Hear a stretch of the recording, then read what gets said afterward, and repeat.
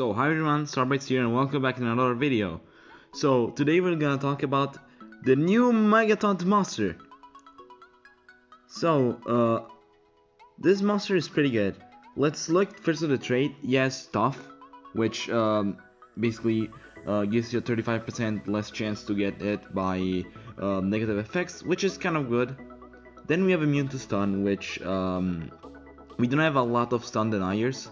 We just have Notrix, which is gonna be released in a while, and Super Dream, but they're not meta. But the cool thing is Status Caster Megataunt. So we have a Megataunt that lasts for 3 turns, which is gonna be pretty useful because you get it till the start of the battle. His skill set is I'm gonna say is not skill set. His stats are actually quite good for a tank. Well, first of all, I have the speed stat.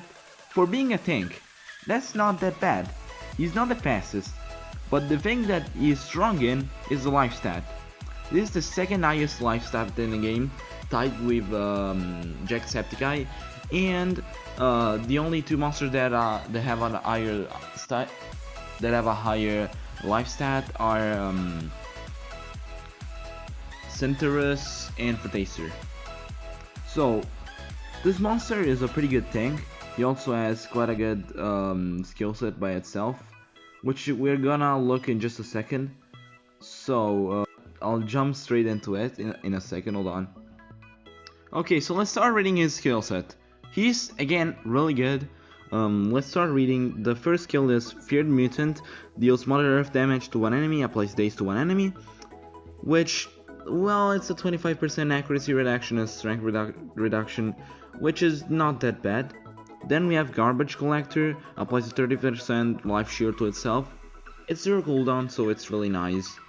But again, we have better stuff.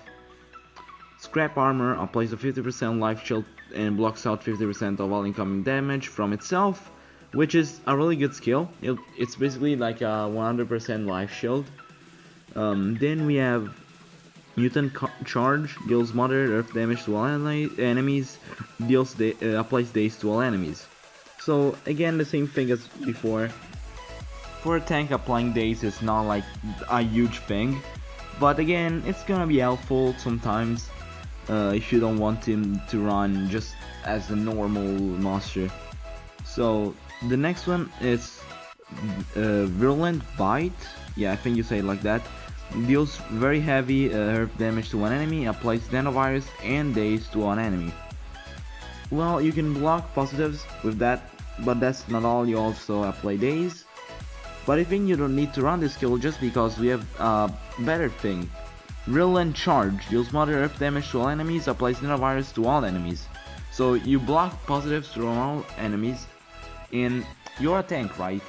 You take up a slot just to protect your allies.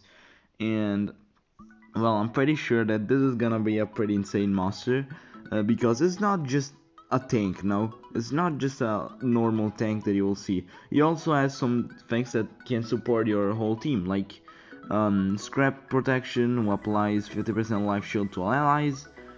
It's really good too. Then we have Survive and Adapt, applies Megataunt and blocks 50% of incoming damage from itself.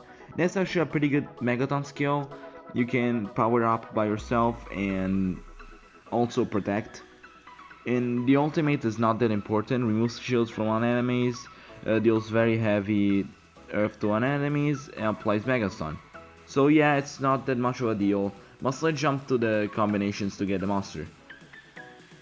So if you look through the combination, the main monster you will need are Cryodon and Egersis. So let me read the whole announcement. Let's say.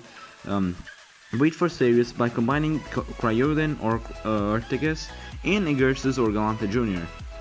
If you don't get him, you may obtain any of these monsters, Glob, Brutalizer and Devastator. So you get 2 normal mythics and a normal legendary, which is okay.